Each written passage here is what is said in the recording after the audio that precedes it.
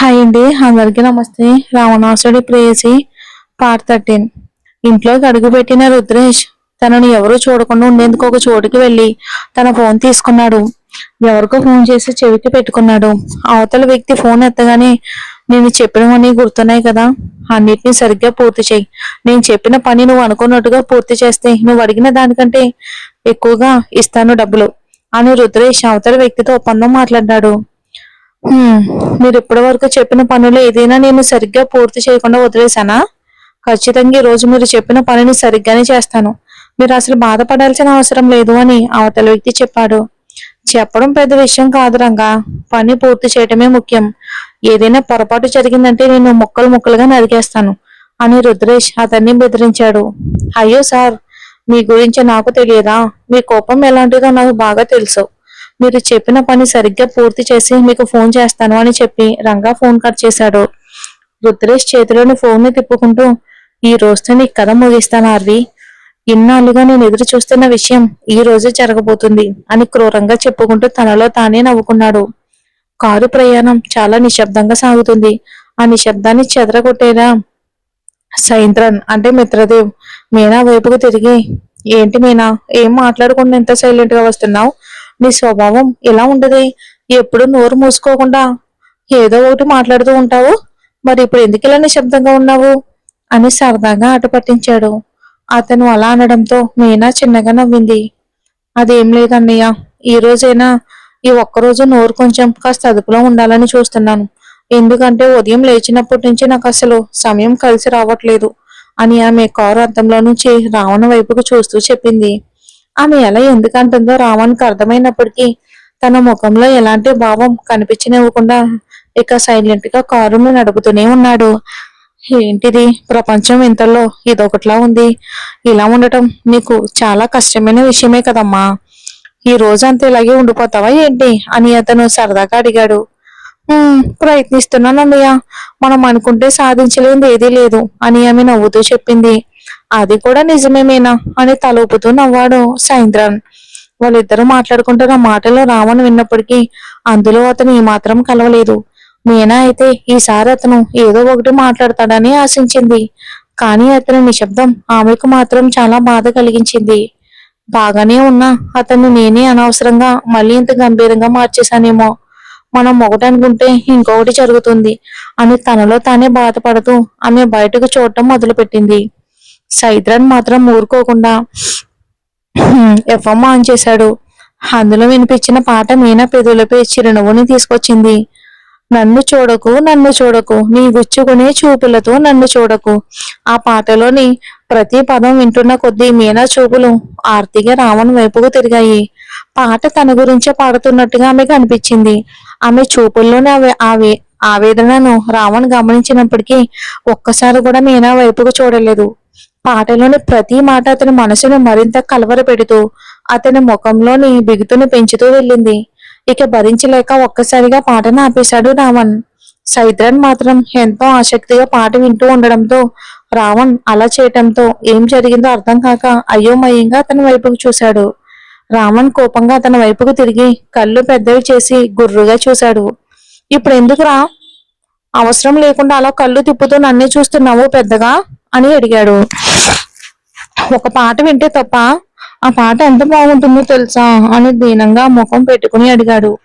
అతని మాటలకు రావణ్ పళ్ళు నరనరా కొరుకుతూ, ఇప్పుడు పాట వినడం చాలా ముఖ్యమా, నోరు మూసుకుంటారా అని కోపంగా మాటలను కరిచి వదిలినట్టుగా అన్నాడు.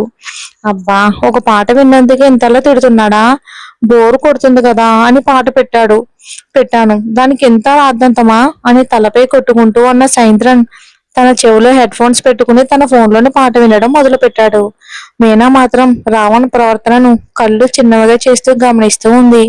ఆ పాటను కూడా అతను ఇష్టపడకుండా మధ్యలోనే ఆపేయటం చూసి ఆమె ముఖం వాడిపోయింది.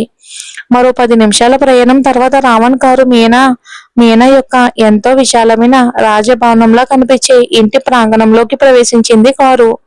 కారును వరండా ముందు ఆపాడు రావణ్. సైద్రన్ ముందుగా కారు దిగి అతని వెనక మీనా కూడా దిగింది. కారు శబ్దం విన్న వాసుదేవన్, అదివి ఇద్దరూ ఆనందంగా వారిని ఆహ్వానించేందుకు బయటకు వచ్చారు. రావణ్ మాత్రం ఎలాంటి భావోద్వేగం కనిపించని ముఖంతో వచ్చి వారి ముందు నిలబడ్డాడు.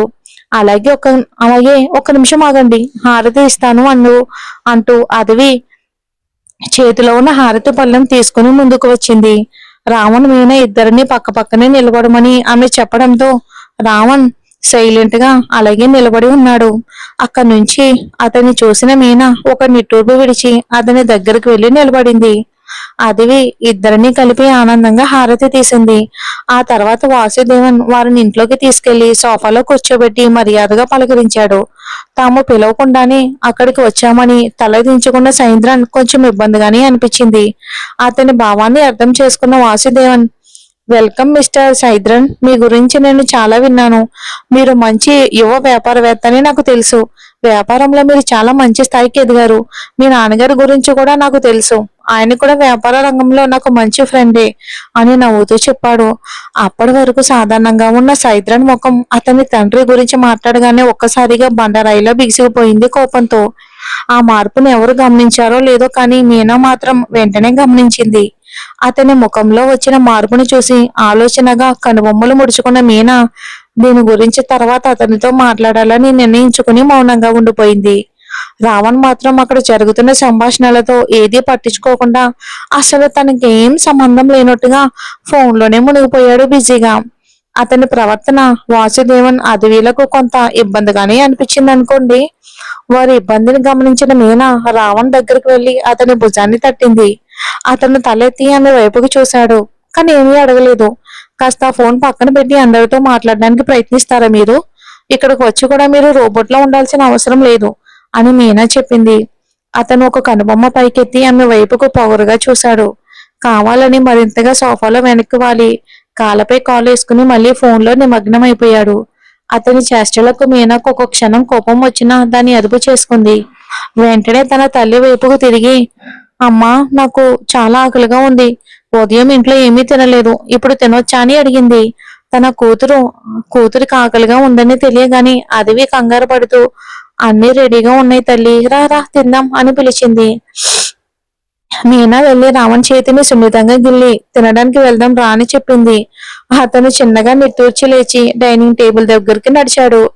అక్కడ రకరకాలుగా అమర్చి ఉన్న వంటకాలను చూసిన సైద్రన్ కళ్ళు పెద్దవిగా చేసి ఆశ్చర్యంతో నోరు తెరిచి చూస్తూ ఉండిపోయాడు. అయ్యో దేవుడా, ఏంటిది? పరిగెత్తేవి, ఎగిరేవి, దూకేవి అన్నిటినీ వండి ఇక్కడే పెట్టినట్టున్నారే. ఇంత మొత్తాన్ని మనం ఎలా తినాలి అంటూ నోటికి వేలు పెట్టుకుని చూస్తూ ఉండగా అతన్ని వెనక్కి వెళ్లి వీపుపై చిన్నగా తట్టిన మీనా, ఏంటా చూపు అన్నట్టుగా ఒక కనుబొమ్మ పైకెత్తి చూసింది. అదేం లేదు మీనా, ఇక్కడ చూడు ఎన్ని రకాల వంటకాలు చేసి పెట్టారో. ఇవన్నీ చూస్తుంటేనే నాకు నోరు ఊరిపోతుంది. ఎప్పుడెప్పుడు ఇవన్నీ ఖాళీ చేస్తానా అని ఉంది అంటూ ఒక చేత్తో తన పొట్టను రుద్దుకుంటూ నోట్లో నీళ్లు ఊరుతున్నట్టుగా సైగ చేస్తూ చెప్పాడు సాయంత్రం. అతను చెప్పిన తీరు చూసి మీనా ఒక్కసారిగా నవ్వింది.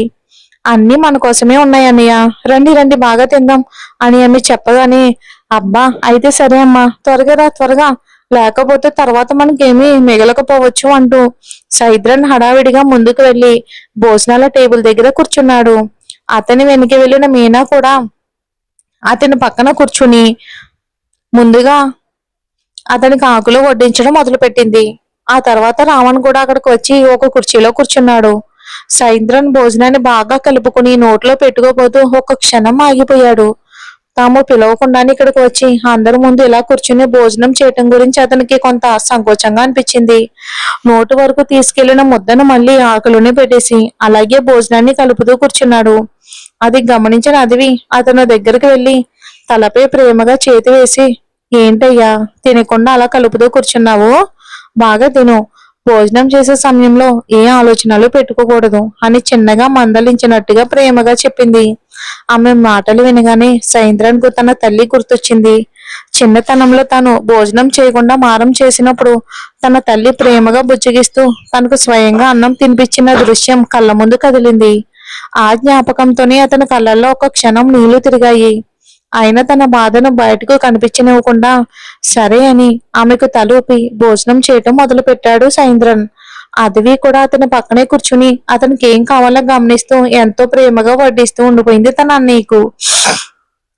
ఆమె చూపించిన ఆప్యాయతకు కరిగిపోయిన సైంద్రన్ ఇక అప్పటి వరకు తనలో ఉన్న సంకోచాన్ని పూర్తిగా పక్కన పెట్టి ఎంతో చనువుగా మాట్లాడుతూ భోజనం చేయటం మొదలు పెట్టాడు. రావణ్ మాత్రం సైలెంట్ గా కూర్చుని తన ఫ్రెండ్ ని గమనిస్తూ ఉన్నాడు. అది గమనించిన మీనా అతను ముందు ఒక ఆకు వేసి, అక్కడేం చూస్తున్నారు, ముందు ఇక్కడ ఈ ఆకుని చూసి భోజనం చేయండి అంటూ అతనికి వడ్డించడం మొదలుపెట్టింది. రావణ్ తలెత్తి ఆమె వైపుకు ఒకసారి చూశాడు. అతని చూపులోని ప్రశ్నను అర్థం చేసుకున్న మీనా, అందులో ఏముంది, నేను తర్వాత తింటాను, మీరు ముందు తినండి అని అతను అడక్క ముందే సమాధానం చెప్పినట్టుగా అంది. అతను దానికి ఎలాంటి సమాధానం చెప్పకుండా భోజనం చేయటం మొదలుపెట్టాడు. వాసుదేవన్ కూడా రావణ్ పక్కనే మరో కుర్చీలో కూర్చున్నాడు. అది తన పక్కనే కూర్చోబెట్టి, నేను అందరికీ వడ్డిస్తాను, ముందు అల్లుడు పక్కన కూర్చుని నువ్వు కూడా తిని మీనా అని చెప్పారు తన తల్లి. వెంటనే మీనా, మీరు ముందు కూర్చోండి, ఉదయం నుంచి మీరు కూడా ఏమీ తిని ఉండకపోవచ్చు, ఇప్పుడు నాన్న పక్కన కూర్చుని సరిగ్గా మీరు భోజనం చేయండి అమ్మా అని అంటూ తల్లికి ప్రేమగా వడ్డించడం మొదలుపెట్టింది మీనా. తన కూతురు బాధ్యతగా ప్రవర్తిస్తున్న తీరు చూసి ఆ తల్లి మనసు ఆనందంతో నిండిపోయింది. అదే సమయంలో బాల్కనీలో ఒంటరిగా కూర్చున్న హర్షిక తన కుటుంబంతో కలిసి చిన్నతనంలో దిగిన ఒక ఫోటోను కన్నీళ్లతో తడుముతూ కూర్చుని ఉంది. అమ్మా నాన్న, మీరిద్దరూ ఎలా ఉన్నారు? నాకు మీ ఇద్దరిని చూడాలని చాలా అనిపిస్తుందమ్మా. ఎప్పుడు మీ జ్ఞాపకాలతోనే ఉంటున్నాను. అమ్మ ఒడిలో పడుకుని నా బాధలన్నీ మర్చిపోవాలని ఉంది. నానా, మీ భుజంపై వాలిపోయి ఏడవాలి అనిపిస్తుంది. ఇప్పుడు నాకంటూ ఎవరూ లేనట్టుగా ఉంది నాన్న, ఒంటరిని అయిపోయాను. ఏదో నేను అనాథలా అనిపిస్తుంది. నాకు మిమ్మల్ని చూడాలని ఉంది, కానీ అది జరగదు. ఇప్పుడు కాదు, ఇక ఎప్పటికీ మిమ్మల్ని చూడలేను. ఆ అర్హతను నేను కోల్పోయాను కదా. మీ కూతురుగా ఉండే హక్కుని కోల్పోయాను నాన్న నేను అని ఫోటోలో కనిపిస్తున్న తన తల్లి తండ్రుల ముఖాలను ప్రేమగా తడుముతూ హర్షి వెక్కి వెక్కి ఏడుస్తుంది. ఆమె కన్నీళ్లు, ఆమె బాధ ఎవరికీ తెలియకుండా ఆ చీకటే ఆమెకు తోడుగా నిలిచింది. నాకే ఎందుకమ్మా ఇలా జరగాలి? నేను ఎవరికి ఏ పాపం చేశాను? అందరూ బాగుండాలని మాత్రమే నేను కోరుకుంటాను. మీరు కూడా నన్ను అలాగే కదా పెంచారు. అలాంటిది ఈ రోజు నాకు ఎందుకు ఇంతటి బాధ వచ్చింది? నేను దీన్ని అసలు భరించలేకపోతున్నానమ్మా. నా మనసు చాలా బాధపడుతుంది అంటూ హర్షిక కన్నీరు మున్నీరుగా విలపించింది. ఎంత ఎంతసేపు ఎలా ఏడ్చిందో ఆమెకే తెలియలేదు. కొంతసేపటికి తర్వాత తన కన్నీళ్లను తుడుచుకుంది. ఇక నా జీవితాంతం మీ కన్నీళ్లు మాత్రమే నాకు తోడుగా ఉంటాయేమో. నానా, నాకు ఇంకెవరూ తోడు లేరు. నేను చనిపోయినా నా మరణ వార్త కూడా మీ దగ్గరికి చేరదు నాన్న. ఆ అవకాశం కూడా నేను ఎవరికి ఇవ్వను అని విరక్తిగా బాధతో చెప్పుకుంది. తర్వాత తన చెల్లెల ఫోటోలో ముఖాన్ని ఎంతో ప్రేమగా తడుముతూ, మీనా, నీతో చిన్న చిన్న గొడవలు పడుతూ నీతో కలిసి సంతోషంగా ఉండాలని నాకు ఎంతో ఆశగా ఉంది. కానీ ఆ అదృష్టం నాకు లేదేమో. నీ మంచి మనసుకు నువ్వు ఎప్పుడూ సంతోషంగానే ఉంటావు. నీ జీవితం కూడా చక్కగా సాగాలని కోరుకుంటున్నాను అని తన చెల్లెల కోసం దేవుణ్ణి వేడుకుంది. తన చెల్లెల జీవితంలో రావంతో వివాహం జరిగిపోయిందన్న విషయం కూడా తెలియని హర్షిక ఆమె జీవితం ఎల్లప్పుడూ సంతోషంగా ఉండాలని మనస్ఫూర్తిగా కోరుకుంది. ఇక చివరికి ఆ ఫోటోను తన గుండెలకు హత్తుకుని అదే బాల్కనీలో ఒంటరిగా కూర్చుండిపోయింది. ఇక్కడ వీళ్ళు ఏం చేస్తున్నారో చూద్దాం. అదివి వాసుదేవన్ అదివిని వాసుదేవన్ పక్కన కూర్చోబెట్టి మీనా అందరికీ భోజనం వడ్డిస్తూ ఉండగా రావణ్ ఆమె చేతిని పట్టుకుని తన పక్కనే ఉన్న మరో కుర్చీలో కూర్చోబెట్టాడు. అతని చర్యకు మీనా ఏం జరుగుతుందో అర్థం కాక ఇక రెప్పలు ఆర్పకుండా అతని వైపుకు చూసింది. రావణ్ మాత్రం కళ్ళతోనే ఆమెను భోజనం చేయమని చెప్పాడు. ఆ తర్వాత ఆమె ముందు ఒక ఆకు వేసి సైంద్రన్ వైపు కళ్ళతో సైగ చేశాడు. వెంటనే సైంద్రన్ మీనాకు భోజనం వడ్డించడం మొదలు పెట్టాడు. లేదు లేదు, నేను తర్వాతే తింటాను, మీరందరూ ముందు తినండి, లేకపోతే నేను వడ్డించేటప్పుడు మీకు ఇబ్బందిగా ఉంటుంది అని మీనా చెప్పింది. ఎవరికి వాళ్ళకి చేతులు ఉన్నాయి, వాళ్ళే తీసుకుని తింటారు. అందరి ముందు ఆకలిగా ఉందని చెప్పింది నువ్వే కదా. నోరు మూసుకుని భోజనం చెయ్యి అని ఒక్క చూపుతోనే ఆమెను అదుపులోకి తెచ్చిన రావణ్ తన భోజనంపై దృష్టి పెట్టాడు. తన తల్లి దగ్గర ఆకలిగా ఉందని తను చెప్పిన మాటను గుర్తు పెట్టుకుని ఇప్పుడు తన గురించి ఎంతగా ఆలోచిస్తున్న అతన్ని చూసి మీనా మనసులోనే కరిగిపోయింది. చాలా రోజుల తర్వాత తన భర్త పక్కన తన కుటుంబంతో కలిసి ఆనందంగా భోజనం చేయటం మొదలుపెట్టింది మీనా. ఆమె చేప ముళ్ళులు తీయటం రాక ఇబ్బంది పడుతూ ఉండగా రావణ్ తన ఆకులో ఉన్న చేప ముక్కల నుంచి ముళ్ళుల్ని తీసి వాటి మాంసాన్ని ఆమె ఆకులో పెట్టాడు. తర్వాత ఆమె ఆకులో ఉన్న వంటకాలను తనకు కావలసినంత తీసుకున్నాడు. చేప ముళ్ళులతో ఇబ్బంది పడుతున్న మీనా అతని చర్యకు ఒక్కసారిగా ఆశ్చర్యపోయి కళ్ళను పెద్దవిగా చేసి అతని వైపుకు చూసింది. కానీ రావణ్ మాత్రం ఆమెను ఏమాత్రం పట్టించుకున్నట్టుగా తన భోజనం తినడంలో బిజీగా ఉన్నాడు.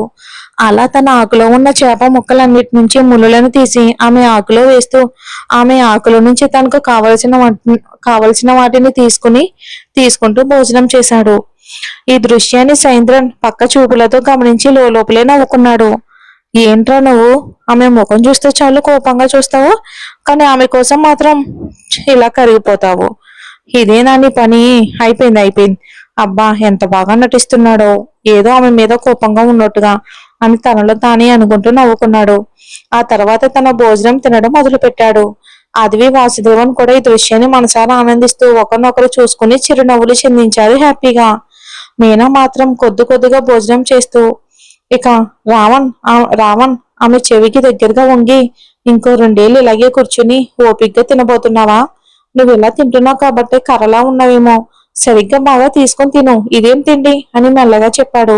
అతను చెప్పింది విని మీనా బిక్క మొహం వేసుకుని, ఇంతకంటే ఎలా తినాలి, నా వాళ్ళు ఇంతే తినగలను అని దీనంగా చెప్పింది. రావణ్ కళ్ళు పెద్దవి చేసి ఆమెను గట్టిగా చూస్తూ, ఆకులో ఉన్నదంతా పూర్తిగా తింటేనే నువ్వు ఇక్కడి నుంచి లేవగలవు, లేదంటే అన్నిటినీ నీ నోట్లో పెట్టి బలవంతంగా తినిపిస్తాను, మర్యాదగా అన్ని తిను అని పళ్ళు కొరుకుతూ బెదిరించాడు.